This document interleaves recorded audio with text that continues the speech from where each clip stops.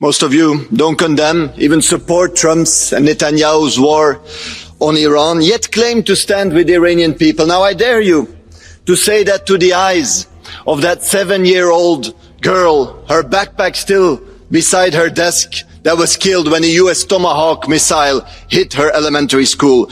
Dare to admit to the 167 other victims in that school that you are offering European bases to US killing machines.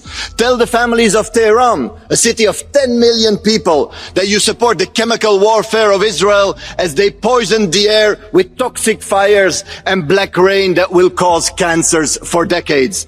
Tell the Iranian people how much you really love them, while from Golestan to Chehel Sotun, Western bombs damage century-old cultural heritage. Afghanistan, Libya, Syria, Iraq, your bombs never brought democracy and never will. They bring chaos, death, destruction, and the unbearable silence of children who will never come home.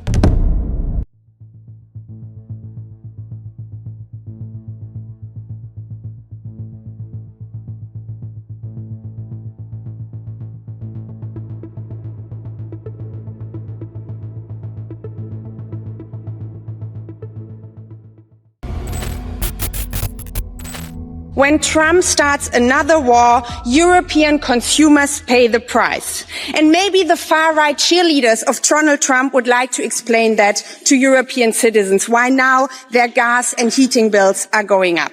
The European response, however, has to be clear. In short term, we have to tax windfall profits for example, oil companies, and we need to provide household support for those most in need.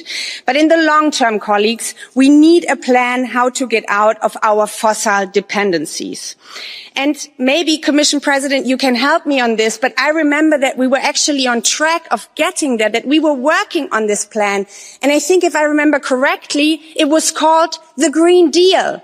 We were on course for decarbonizing and making the European Union more independent. And this is the course that we need to stay on. Instead of attacking the Green Deal continuously, we have to work together to make it possible. It is time to wake up and say yes to renewable freedom. This is what we need to do at this stage, and this is what Europe needs for climate, for security, and for freedom.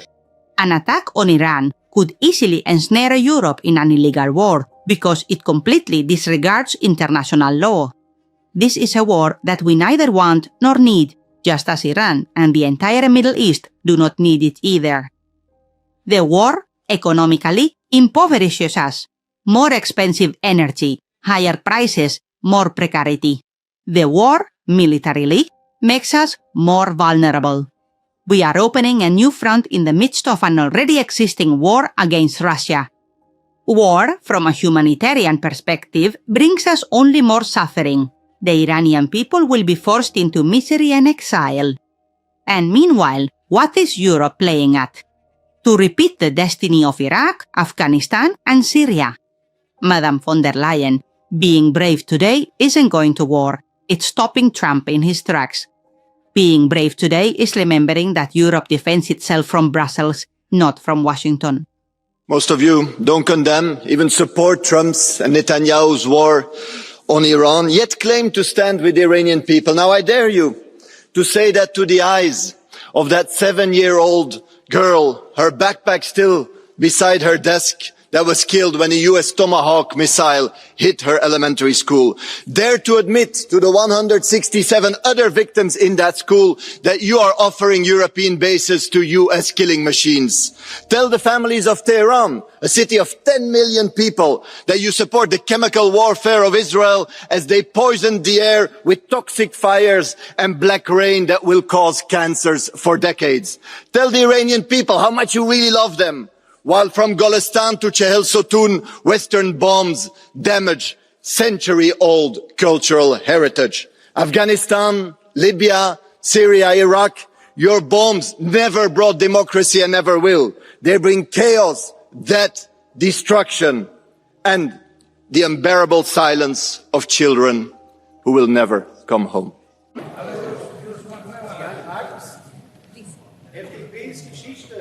You guys done with the shouting? Thank you. Dear colleagues, The people in Iran did not choose this war. The regime did. Yet they are the ones paying the highest price, trapped between missiles from above and repression from within. Trump and Netanyahu are gambling with the lives of 90 million Iranians and with the future of an entire region. How are we supposed to endorse a war when the goal is unclear and the strategy changes by the hour? A war in which desalination plants and historical sites are considered legitimate targets. A war in which the death of 150 school children is not even worth an apology.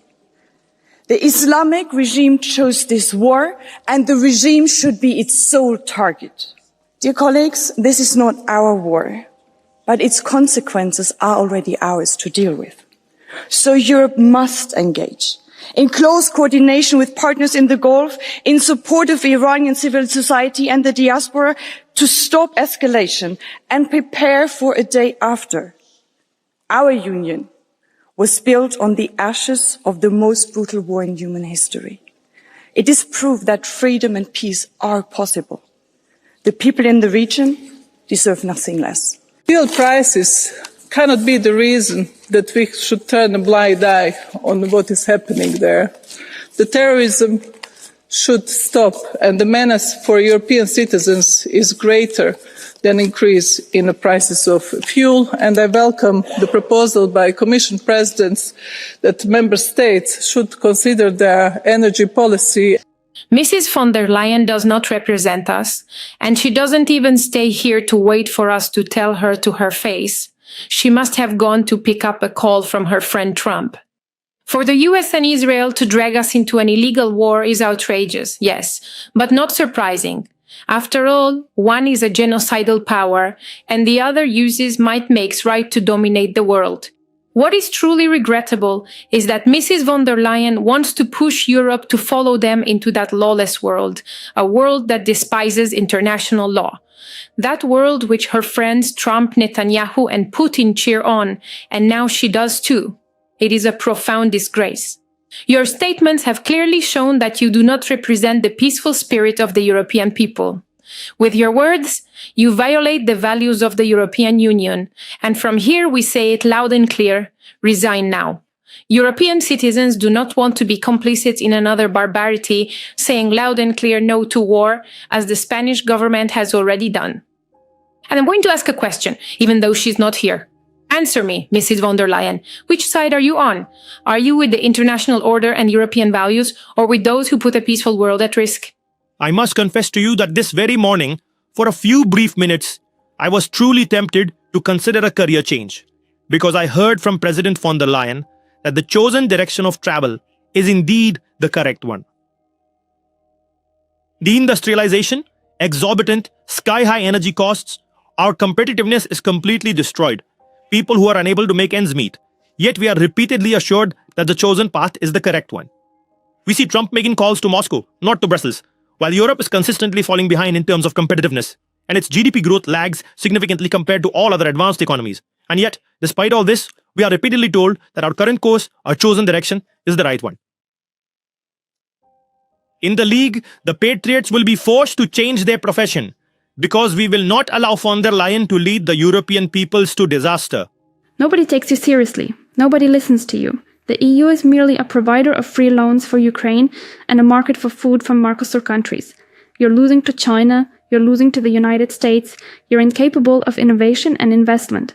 You're pushing businesses outside the Union's borders, and as a remedy, you propose quotas on boards. We are witnessing this entire project crumble before our very eyes, and Mrs. von der Leyen is its ultimate gravedigger. God bless.